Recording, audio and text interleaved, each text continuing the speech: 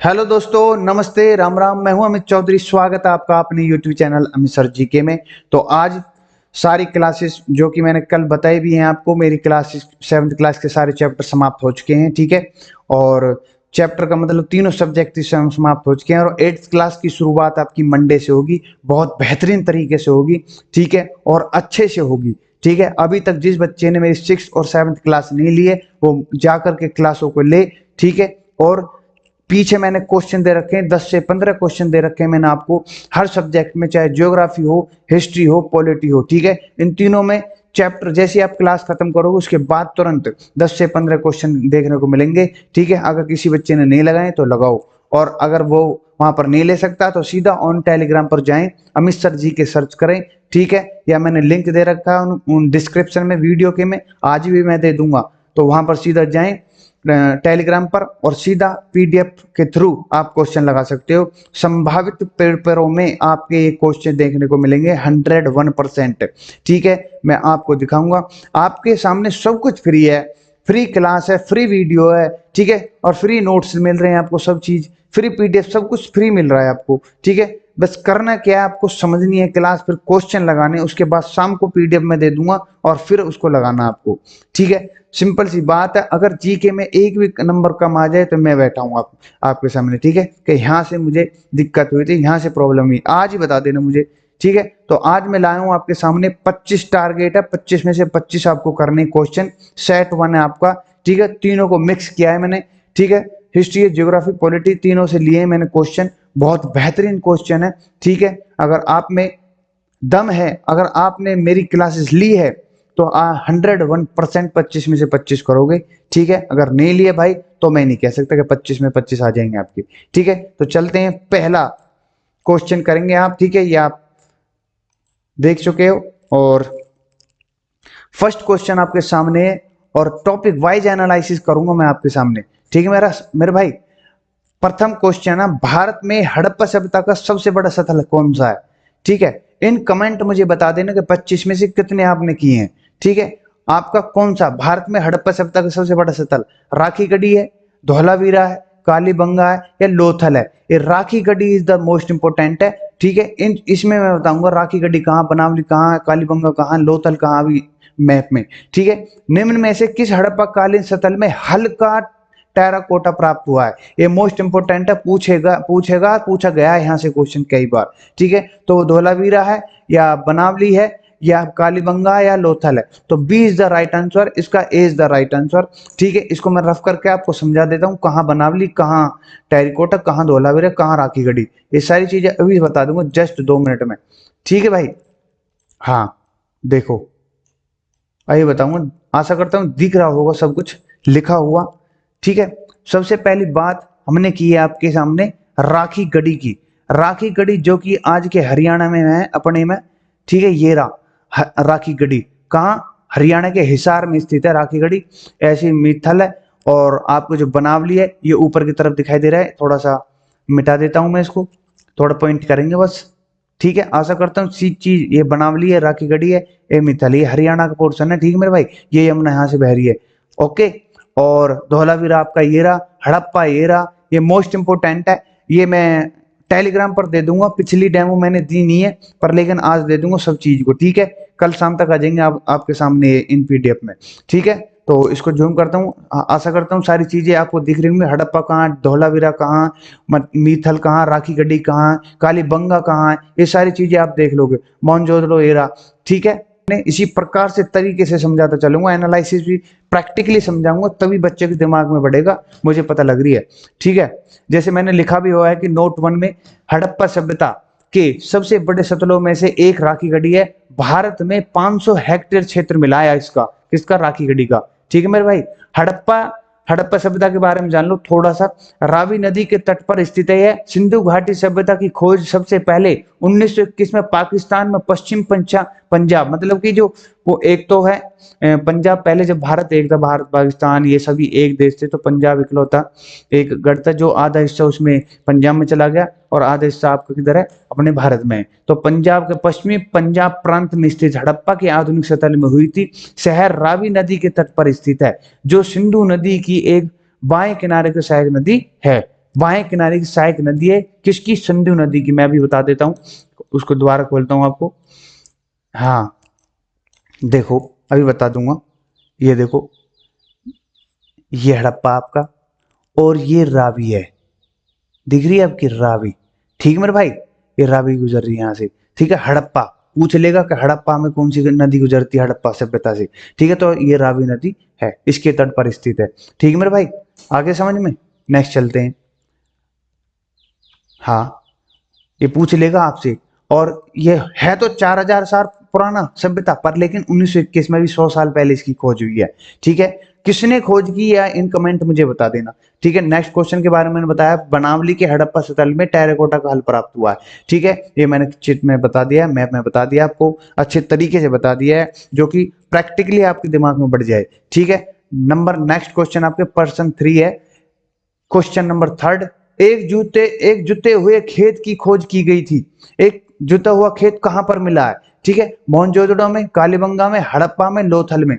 अब इस इसमें ये मैंने जो चीजें बता रखी है ना, जो पहला, दूसरा, थर्ड, अब फोर्थ चल रहा है, जैसे कि ये क्वेश्चन चल रहे हैं आपके सामने, तो ये सभी मैंने आपको प्रॉपर तरीके से चैप्टर वाइज हर टॉपिक में मैंने आपको प्रैक्टिकली समझाया। जिस बच्चे ने मेरी क्लासेस नहीं लिए वो तुरंत जाए वहां से, शुरुआत से ही शुरू कर दे भाई, आज से ही। ठीक है, आपके पास ज्यादा टाइम नहीं है। ठीक है, सीधा मैं बता रहा हूँ। ठीक है, जो एक जुते हुए खेत की खोज कहाँ कहाँ की गई है? मोहनजोदड़ो में है, कालीबंगा में है, हड़प्पा में है, लोथल में। तो इसकी जुते हुए खेत की खोज की गई, वो Kalibangan is the right answer हो जाता है इसका। ठीक है मेरे भाई, सर्वप्रथम, मतलब चौथा क्या है? सर्वप्रथम मानव ने निम्न धातु का उपयोग किया था। इसका मोस्ट इंपोर्टेंट है, सोना है, तांबा है, चांदी है, लोहा है। ये सारी चीजें मैंने अपनी हिस्ट्री की क्लास में प्रॉपर तरीके से अच्छे से एनालिसिस कर रखी है। तो इसका ये तांबा is the right answer, option में बी आएगा, यहाँ सी आएगा। ठीक है, इसको कर दूंगा मैं। ठीक है, जैसे कि मैं इसको यहाँ नोट में लिख रखे हैं, मैंने पीछे एनालिसिस भी कर रखा है आपको। ठीक है, कि कालीबंगा का अर्थ काले रंग की मिट्टी की चूड़ियां होता है। कालीबंगा का पूछ सकता है, अर्थ भी पूछ सकता है आपसे।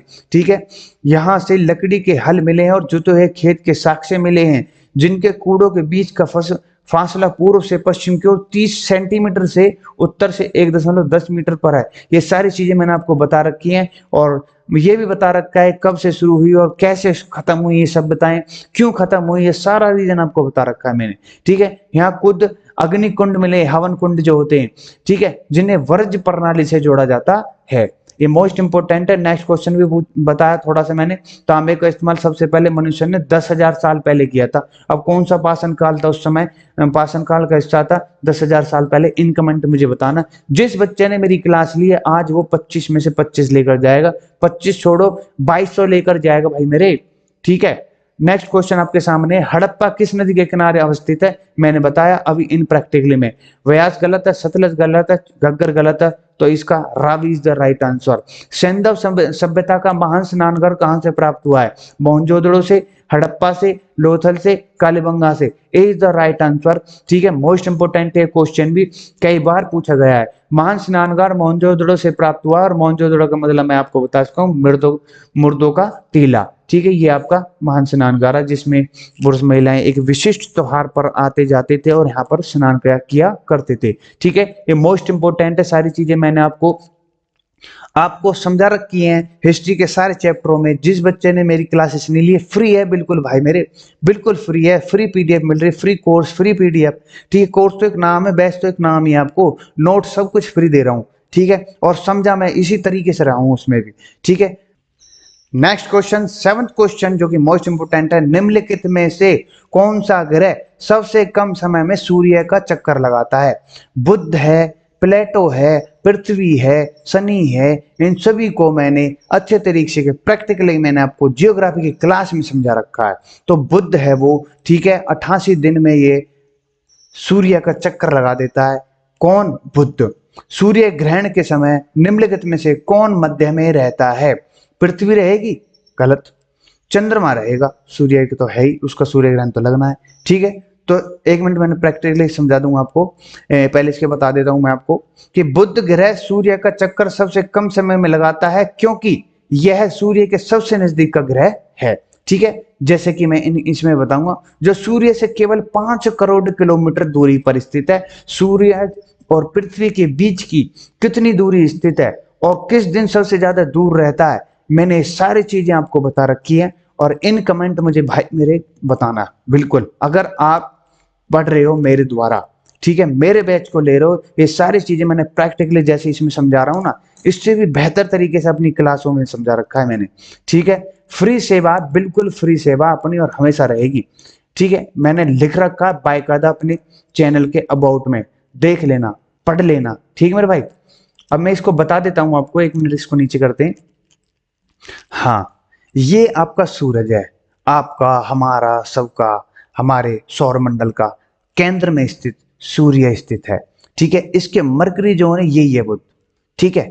फिर इसका वीनस आ जाता है, फिर इसका अर्थ आ जाता है, ठीक है, बुध, शुक्र। फिर इसके बाद पृथ्वी, मैंने एक ट्रिक भी बताई थी, B S P M B S U N. जिस बच्चे ने इस ट्रिक को याद कर रखा है वो तुरंत बता देगा कि कौन सा, किस क्रम वाइज, कौन से आधार पर, आकार वाइज भी मैंने आपको बता रखे हैं, ठीक है। ये सारी चीजें मैंने आपको चैप्टरों में बता रखे हैं। फिलहाल अभी इसकी बात करते हैं। केवल 88 दिनों में सूर्य एक परिक्रमा करता है और ये सबसे नजदीकी ग्रह है, ये रहा आपका बुध ग्रह, ठीक है मेरे भाई। तो आशा करता हूं बुध, शुक्र, पृथ्वी, मंगल और बृहस्पति, शनि, यूरेनस, नेपच्यून आपके सामने है। क्रम वाइज भी मैंने बता दिया, दूरी वाइज जो होती है, क्रम दूरी के, ठीक है। ये सारी चीजें आपको समझ में आ गई होगी। इसको मैं रफ कर देता हूं, ठीक है। कहीं गलती हो जाए तो भाई मुझे माफ कर देना, ठीक है। कहीं मुझे कहते डोलो के यू क्या बता रहा हो, ठीक है भाई। इसको यहां लगाते हैं। अब थोड़ा जिक्र कर लेते हैं सूर्य ग्रहण के चक्कर में हम फंस गए हैं। सूर्य ग्रहण, आशा करता हूं सारी चीजें क्लियर होते चल रही होंगी मेरे भाइयों की, ठीक है। सूर्य ग्रहण का ज्यामिति, मतलब सूर्य ग्रहण के बारे में पढ़ लेते हैं। हाँ, सूर्य ग्रहण की क्वेश्चन क्या था, सूर्य ग्रहण के समय निम्नलिखित में से कौन मध्य में रहता है, बीच में कौन रहेगा तब सूर्य ग्रहण लगेगा। ये चीज, ये हमारा सूर्य होगा, ये हमारी पृथ्वी होगी, ठीक है, और ये बीच में चंद्रमा हो गया। तो आपको प्रैक्टिकली मैंने समझा दिया है कि कौन रहेगा, सूर्य, जब सूर्य ग्रहण लगेगा तो चंद्रमा बीच में रहेगा, ठीक है। इंपॉर्टेंट है, समझ में आ गई होगी, ठीक है, कोई दिक्कत नहीं है। इसको मैं छोटा कर देता हूं और ज्यादा डिटेल में अगर आपको समझना है सारी चीजें, मेरी क्लास को लें, चैप्टर में बहुत अच्छे तरीके से समझा रखा आपको, ठीक है। नेक्स्ट 9th क्वेश्चन आपके सामने, जब किसी वस्तु को पृथ्वी से चंद्रमा पर ले जाया जाता है तो निम्न में से क्या होता है। सिंपल आंसर बिल्कुल, ठीक है। उसके भार में कोई परिवर्तन नहीं होता, उसका भार बढ़ जाता है, वह पूर्ण रूप से भार रहित हो जाता है या उसका भार घट जाता है। ये 1/6 भार उसका कम हो जाता है, ठीक है। करक, नेक्स्ट क्वेश्चन है 10th, कर्क रेखा निम्नलिखित में से कहां से नहीं गुजरती है। ये मोस्ट इंपोर्टेंट है। ये तो आप बता दोगे, मैं बता दूंगा भारत से भी, म्यांमार से भी, पर लेकिन आप को ये नहीं पूछ, आपसे कोई ये क्वेश्चन नहीं करेगा। यहां से तो आप क्वेश्चन कर लोगे कि हाँ भाई ये नहीं गुजरता, या यहाँ से ये गुजर जाती है। आपको किसी ने नहीं बताया होगा 18 देशों से होकर गुजरती है या 3 महाद्वीपों से होकर गुजरती है, ठीक है। ये चीजें किसी ने नहीं बताई होंगी आपको, ठीक है। इन चीजों को मैं बताने वाला मैं हूं, ठीक है। सब चीजों को इंपोर्टेंट एक ही क्वेश्चन में सब चीज क्लियर करते चलेंगे हम, ठीक है। अब इन कमेंट मुझे इसका क्वेश्चन बता देना, इस क्वेश्चन का आंसर बता देना कि कर्क रेखा निम्नलिखित में से कहां से नहीं होकर गुजरती। 4 ऑप्शन है सिर्फ आपके सामने, जिनमें से 2 मैं आपको दे चुका हूं, ठीक है। नेक्स्ट चलते हैं हम आपके सामने, ठीक है। नोट, यदि वस्तु, हाँ थोड़ा सा चंद्रमा के भार के बारे में मैंने कर रखा है, ठीक है। यदि वस्तु को पृथ्वी से चंद्रमा पर ले जाया जाता है तो उसके वजन में परिवर्तन हो जाता है, क्योंकि चंद्रमा में गुरुत्वाकर्षण पृथ्वी का 1/6 है, ठीक है। ये इन साइंस में जब पढ़ोगे तो आप पता लग जाएगा खूब अच्छे तरीके से, इसका एक फॉर्मूला होता है। इसलिए यदि वस्तु का वजन पृथ्वी पर 60 किलोग्राम है, हमारी पृथ्वी पर, जैसे कि मैं 60 केजी का हूं, तो उसका वजन चांद पर 10 किलो का हो जाऊंगा मैं वहां पर जाकर, ठीक है। तो लेकिन इसका द्रव्यमान स्थिर रहता है, द्रव्यमान स्थिर रहता है, लेकिन वेट में कमी आ जाती है, ठीक है, उसके वजन में कमी आ जाती है, ठीक है मेरे भाई। तो आपको समझ में आ गई होगी, ठीक है। जिसका मैंने पूछा उसके इन कमेंट मुझे क्वेश्चन का आंसर दे देना। 11th क्वेश्चन आपके सामने है, किसी स्थान का मानक समय निर्धारित करने का आधार होता है। सिंपल है, मानक समय पूरे किसी स्थान का मानक समय, मतलब अंतरराष्ट्रीय लेवल की बात हुई है, पूरे वर्ल्ड की बात हुई है। मैंने आपको बता रखा है, चैप्टरों में बताया है कि विश्व मानक रेखा या प्रमुख देशांतर रेखा कौन सी है, यमोत्तर रेखा कौन सी है, ठीक है, ये सारी चीजें मैंने बताया आपको। तो उसको अंतरराष्ट्रीय तिथि रेखा कहा जाता है। ये सबसे इंपॉर्टेंट बात है, आपको उनके नामों को देशांतर के रूप में उनके नाम सभी याद रहने चाहिए, किन किन देशों से वो गुजरती हैं, सारी चीजें आपके दिमाग में होनी चाहिए। ठीक है, मैं तो बता दूंगा 8th क्लास में जब करेंगे ना हम, और धांसू तरीके से बहुत अच्छे तरीके से चलेंगे। ठीक है, प्रश्न नंबर 12 है, पृथ्वी की सूर्य के चारों ओर की गति को कहा जाता है। पृथ्वी की सूर्य, जब सूर्य के चक्कर लगाएगी पृथ्वी, तो उसको घूर्णन कहोगे आप, ये मैंने बोला कहीं, परिक्रमण कहोगे या झुकाव कहोगे? अच्छा ये और बताना, पृथ्वी कितने पर झुकाव, कितने अक्ष पर या झुकाव पर झुकी हुई है हमारी पृथ्वी, ये मैंने सब कुछ बताया आपको, एक एक वो भी समकोण और त्रिभुज और सब कुछ बताया मैंने उसमें। ठीक है, पृथ्वी की सूर्य के चारों की गति को कहा जाता है आपकी परिक्रमण। परिक्रमण के होने के कारण मौसम परिवर्तन होते हैं, ठीक है, पृथ्वी पर। ठीक है, और घूर्णन के कारण दिन और रात होते हैं। मोस्ट इंपोर्टेंट है जो जो मैं बोल रहा हूँ आपको। ठीक है ना भाई, नेक्स्ट पढ़ लेते हैं। जैसे देशांतरीय रेखा है, इसको थोड़ा सा झूम करके मैं और बताना चाहूंगा आपको, यहाँ भी क्लियर कर दूं, चैप्टरों में मैंने क्लियर की है, ये सारी चीजें मैंने सब चीज आपको क्लियर करके दी हैं। ठीक है, हाँ, तो ये आपकी जीरो है, एक मिनट पेन ले लूं, सॉरी, ये आपकी जीरो दिख रही होगी। ठीक है, ठीक है भाई, हाँ ये आपकी जीरो है, तो ये ग्रीनविच लाइन से होकर गुजरती है। एक मिनट में इसको खींच ही लेता हूं। ठीक है, ग्रीनविच कहाँ है? इंग्लैंड में। ठीक है, इंग्लैंड में, Greenwich England, GMT, Greenwich mean time. ठीक है मेरे भाई, 0 डिग्री देशांतर रेखा की विश्व मानक रेखा कहा जाता है। यह रेखा इंग्लैंड के ग्रीनविच शहर से होकर गुजरती है, जिसका कारण GMT ग्रीनविच मैन टाइम कहा गया है। ठीक है, ग्रीनविच मैन टाइम कहते हैं इसको, GMT को। इस रेखा से पूर्व बढ़ने पर, पूर्व मतलब इधर की तरफ, ठीक है, ये सारी चीजें, पश्चिम जाने पर क्या होता है, पूर्व जाने पर कैसा टाइम हो जाता है, माइनस होता है, घटता है, सारी चीजें मैंने आपको बता रखी हैं। इस रेखा से पूर्व के बढ़ने पर टाइम में वृद्धि होती है, मतलब बढ़ने लगता है। ठीक है, यहाँ 12 है, यहाँ 12 बज रहे हैं ना अगर आपके, तो प्रति, जबकि पश्चिम जाने पर समय घटता है, इधर की तरफ तो माइनस होगा, इधर की तरफ प्लस होगा। एक मिनट में कलर ले लेता हूं ताकि आपको समझ में, इधर की तरफ माइनस, इधर की तरफ प्लस। ठीक है, ये पूरा हो गया, ये आपका पश्चिम हो गया। ठीक है, आशा करता हूँ सारी चीजें समझ में आ गई होंगी। ठीक है, और प्रति 1 डिग्री पर 4 मिनट, इधर तो बढ़ेगा, ठीक है, और इधर घटेगा। 1 डिग्री की कह रहा हूं, कभी सारी ने कर दो। ठीक है, 1 डिग्री पर 4 मिनट का अंतर आता है। यहाँ 12 बज रहे हैं, तो यहाँ 12:04 हो रहे होंगे, यहाँ 11:56 हो रहे होंगे। अगर यहाँ जगह AM है तो यहाँ AM होएगा, यहाँ PM होएगा। ठीक है मेरे भाई, ये सारी चीजें मैंने डिस्कस कर रखी हैं, प्रैक्टिकली मैंने आपको बता रखी हैं, हर चीज आपको समझाया हुआ है। प्रश्न नंबर 13, गर्मी में क्रिसमस का पर्व कहाँ मनाया जाता है?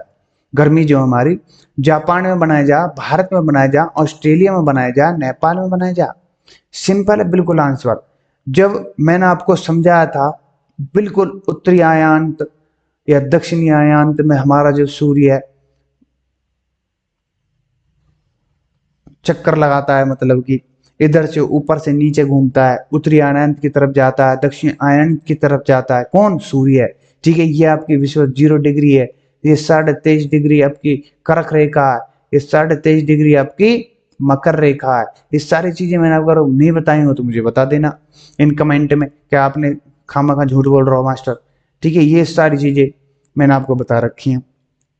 अब यहाँ पर किसकी चीज की बात है? गर्मी में क्रिसमस का पर्व कहाँ मनाया जाता है? गर्मी में क्रिसमस का पर्व ऑस्ट्रेलिया में मनाया जाता है। अब आप खुद अंदाजा लगा लो कि क्रिसमस जो पर्व होता है वो जो वर्ल्ड लेवल पर मनाया जाता है, वो हमारे इस भारत में कौन से दिनों में आता है? दिसंबर में आता है, जो कि कड़ाके की ठंड होती है। पर उसी समय ऑस्ट्रेलिया में गर्मी लू चली होती है। ठीक है, ये मोस्ट इंपोर्टेंट है। और ये चीजें क्यों है, वहां पर गर्मी क्यों होती है, हमारे यहाँ पर ठंड क्यों होती है, ये सारी चीजें चैप्टरों में मैंने बताई है, जाओ और देखो वहां पर। ठीक है, प्रश्न नंबर क्वेश्चन नंबर 14, यूरोप की एक महत्वपूर्ण पर्वत श्रृंखला कौन सी है? एंडीज है, अल्पस है, रॉकीज है? तो Alps is the right answer, most important है, सबसे लंबी पर्वत श्रृंखला है, ठीक है। नेक्स्ट है, क्रिसमस का त्योहार गर्मियों में ऑस्ट्रेलिया में मनाया जाता है, मैंने बताया। नोट, एल्पस या आल्पस मध्य यूरोप की सबसे बड़ी पर्वत माला है, श्रृंखला है, ठीक है। ये मोस्ट इंपोर्टेंट है, सबसे बड़ी यूरोप की है। आल्पस पर्वत की सबसे ऊंची चोटी माउंट ब्लैक जो कि फ्रांस में स्थित है, ये यहां से आपको दिख रहा होगा, पूरा एल्पस अल्पस या एल्पस पर्वत है, ठीक है, आपको दिख रहा होगा ये सारा, ठीक है। हाँ, इसको रफ कर दो फिर और क्लियर दिखेगा, ठीक है मेरे भाई, ये अल्पस पर्वत है, ठीक है।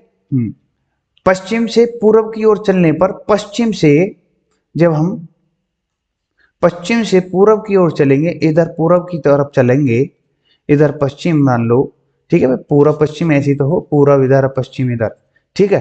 पश्चिम से पूर्व की ओर चलेंगे तो यह पर्वत की श्रेणी लगभग 1200 किलोमीटर लंबी है, यहां से लेकर यहां तक 1200 किलोमीटर लंबी है, ठीक है। और 7 यूरोपीय देशों से निकलती है, ठीक है, 7 यूरोप के देश से सिर्फ, ठीक है। अब 7 यूरोप कौन से देश है, ये मैंने चैप्टर में बताया, सब चीज आपको वहां जाकर पता करो, देखो, अच्छे से नहीं बताया तो आगे चैप्टरों में एनालिसिस करूंगा, अच्छे तरीके से बताऊंगा। 8th क्लास सोमवार से शुरू होगी, जो कि मोस्ट इंपोर्टेंट है, ठीक है। नेक्स्ट है आपके सामने क्वेश्चन नंबर 15, हिमालय के सबसे दक्षिणी भाग को क्या कहते हैं? भाई टाइम तो लगा, को समझाता रहा हूं, ऐसा ना 25 क्वेश्चन करवाए 10 मिनट में, 15 मिनट में, बात खत्म व्यू के चक्कर में। यहाँ पूरी चीज समझाई जाएगी, चाहे एक देखो, चाहे 100 देखो, चाहे एक भी मत देखो, पूरी चीज सारी चीज बताऊंगा। हिमालय के सबसे दक्षिण भाग को क्या कहते हैं? ये सारी चीजें मैंने आपको बताई है, उसको हम शिवालिक कहते हैं, अभी बता दूंगा। पाक जल संधि किन दो देशों के बीच स्थित है? क्या मैंने ये बताई नहीं? श्रीलंका मालदीव के बीच में, भारत और श्रीलंका के बीच में है। इंग्लिश में बोले तो PALK होता है, ठीक है, और हिंदी में बोले तो पाक जल संधि होती है। जल संधि है, जल जल, यहां से तुरंत पकड़ लोगे तुम जल संधि किसकी बात हो रही है, श्रीलंका ही ऐसा देश है, ठीक है। जैसे हिमालय के सबसे दक्षिण भाग को शिवालिक कहा जाता है, मैंने बताया था आपको कि 3 लाइनों के माध्यम, 3 उसमें बांटा था आपको, ठीक है। तो इसके सबसे दक्षिण भाग में कौन सा है, इसकी बात की है, शिवालिक की बात की है, ये मध्य है हिमालय, ये वृत्त हिमालय आपका सबसे पहले, ठीक है, सबसे बड़ा हिमालय, महान हिमालय ये है, ठीक है। और इसको बाह्य हिमालय भी कहा जाता है और उप हिमालय भी कहा जाता है, किसको? शिवालिक को, ठीक है। ये सारी चीजें मैंने आपको चैप्टर में समझाई हैं। अब चलते हैं थोड़ा सा पॉलिटी की तरफ, जो मैंने मोस्ट इंपोर्टेंट है भाइयों। क्वेश्चन अगर करोगे, अगर क्लास ले रहे हो तो क्वेश्चन एक में भी नहीं अटकोगे। हम लोगों के विविधताओं को कैसे पहचान सकते हैं? समाज से, यात्राओं से, संस्कृति से, संस्कृति से हम पहचान सकते हैं, सी इज द राइट आंसर, मैंने सारी चीजें बताई। अनेकता में एकता किसके विचार थे? अब ये विचार जो आ रहे हैं मैंने जो डाला है, इसलिए डाले कि काफी हद तक काफी नेताओं के, जो सेलिब्रिटी जो कुछ भी हो, पहले पुराने, ठीक है, आज के तो नहीं, जैसे नेहरू जी, महात्मा गांधी, अंबेडकर जी, सुभाष चंद्र बोस जी हैं, ये सभी के, इनके विचारों को सबको लेकर के आऊंगा एक दिन, और बहुत अच्छे तरीके से मैं समझाऊंगा क्यों इन्होंने ऐसा बोला, ये सारी चीजें क्यों जरूरत पड़ी ऐसे बोलने की, ठीक है, क्यों, किस वजह से ये, किस तंगी में आकर के ये विचार निकलने लगे, और क्यों, और अपने देश के हित में आकर के बोले, कौन कौन से विचार, सारी चीजें मैं आपको बताऊंगा आपकी हिस्ट्री में, ठीक है। तो अनेकता में एकता की बात नेहरू जी ने की थी, ना महात्मा जी, ना अम्बेडकर चौक जी, ठीक है मेरे भाई। तो Nehru is the right answer हो जाता है। नेक्स्ट पर चलते हैं। सरकार के कितने अंग है? सिंपल है बिल्कुल, 3 अंग है, सिंपल। न्यायपालिका है, कार्यपालिका है, और विधायिका है। क्या ये मैं सही नहीं कह रहा? ये तीनों है कि नहीं? 3 अंग है कि नहीं? भारत में कौन सी सरकार है? लोकतांत्रिक सरकार है, राजतंत्र है, ये कोई नहीं, सिंपल है। जैसे कि मैंने बताया कि संघीय में या केंद्रीय सरकार के 3 अंग होते हैं, एक तो विधायिका जो संसद है, कार्यपालिका जो राष्ट्रपति, प्रधानमंत्री, मंत्री परिषद आते हैं उसमें, न्यायपालिका जो सर्वोच्च न्याय, सुप्रीम कोर्ट है जी, ठीक है। सारी चीजें आपके सामने। नेक्स्ट क्वेश्चन है, ग्राम सभा के सचिव की नियुक्ति कौन करता है? मैंने अगर यू ना करा हो, बिल्कुल बिल्कुल सचिव के बारे में इतने बढ़िया बताया हो। सचिव बोले तो सेक्रेटरी, राष्ट्रपति हो करेगा उसकी सिलेक्ट, या प्रधानमंत्री करेगा, गांव के लोग करेंगे, सरकार, सरकार is the D is the right answer. जिस सरकार में राजा रानी के पास निर्णय लेने की शक्ति होती है उसे क्या कहते हैं? स्थानीय सरकार, गलत। राज्य सरकार गलत, भारत सरकार गलत, और राजतंत्री सरकार इज द राइट आंसर। भाई राजा रानी वंश के अनुसार मैंने बताई थी जो, ठीक है, ये सारी चीजें क्लियर कर रखी हैं आपको। अमेरिका में वोट डालने का अधिकार कब मिला था? सिंपल है, मैंने अमेरिका की बताई, इंग्लैंड की बताई, और फ्रांस की बता देता हूं आपको। 1944 आई थिंक फ्रांस है, ठीक है। तो 1920 में आपको आपकी यूएसए में हुआ, 1928 में आपको इंग्लैंड में हुआ, ठीक है। ये सारी चीजें मैंने बता रखी हैं, आपने स्लाइड में जाकर देखो। तो अमेरिका की बात हुई है तो 1920 में अमेरिका में वोट डालने का अधिकार कब मिला था, ये मोस्ट इंपोर्टेंट है। अफ्रीका में रंगभेद के खिलाफ किस नेता ने संघर्ष किया था? भाई सिंपल है, नेल्सन मंडेला जी ने, ठीक है। बराक ओबामा ने, राजा राम मोहन राय, ज्योतिबा फूले, ये सभी गलत हो जाते हैं, ठीक है। भारत किस प्रकार के देश है? धार्मिक है, कट्टरपंथी है, धर्मनिरपेक्ष है, या धार्मिक है? तो धर्मनिरपेक्षता। धर्मनिरपेक्ष का मतलब 8th चैप्टर में अच्छी तरीके से मैं बताऊंगा। धर्मनिरपेक्ष का मतलब होता क्या है भाई, क्या धर्मनिरपेक्ष का अर्थ, असली असली अर्थ है क्या चीज, ठीक है। ये सारी चीजें 8th क्लास में आपको बताऊंगा, जो कि संविधान की शुरुआत हो रही है उसमें, ठीक है। 26 भारत संविधान के पिता के रूप में किसे माना जाता है? डॉक्टर भीमराव अम्बेडकर जी को माना जाता है। मोस्ट इंपोर्टेंट है, जवाहरलाल नेहरू ये नहीं है, और ठीक है। नेक्स्ट मेरे क्वेश्चन खत्म, ठीक है। आशा करता हूं जिस प्रकार से मैंने अपनी सारी क्लासेस आपको करवाई उसी प्रकार से आज सेट 1 मैंने आपके सामने रखा, एमसीक्यू रखे 25वें। इन 26 क्वेश्चनों में से आपके कितने ठीक है, इन कमेंट मुझे बताकर जाना। और आपको लग रहा है कि मैं अच्छा समझा रहा हूं तो मेरे बैच को लें, जो कि फ्री है, फ्री कोर्स है, फ्री बैच है, फ्री वीडियो है, और फ्री पीडीएफ नोट्स हैं आपके सामने, ठीक है। ऑन टेलीग्राम पर जाओ और फ्री लो और लगाओ क्वेश्चनों को, ठीक है। मैं यही चाहता हूं कि जीके के क्वेश्चन को, जीके के पोर्शन को बच्चा जब एग्जामिनेशन हॉल में बैठे तो सबसे पहले जीके के क्वेश्चनों को करे, ना कि कहीं और भागे, ठीक है। जीके के क्वेश्चन को कर देगा तो और सब्जेक्ट के लिए टाइम बचा लेगा। प्रति 5 से 7 सेकेंड में आप अटेंड कर लोगे हर एक क्वेश्चन को, ठीक है। क्वेश्चन पढ़ा और तुरंत दिमाग में कनेक्ट, अगर नहीं है तो 4 ऑप्शन आपके सामने है, ठीक है। तो इसी के साथ मेरी क्लास यहीं पर समाप्त होती है। मैं यही चाहता हूं कि बच्चे ज्यादा से ज्यादा अपनी नॉलेज को बढ़ाए, ठीक है, मेरे द्वारा। तो मेरे चैनल को लाइक शेयर सब्सक्राइब कर दो, कमेंट में बता देने का आज सेट 1 क्वेश्चन कैसे कितने ठीक हुए आपके, ठीक है। और शेयर कर दो अपने भाइयों को, ठीक है। जय हिंद, जय भारत, इसी तरीके से लगे रहेंगे हम।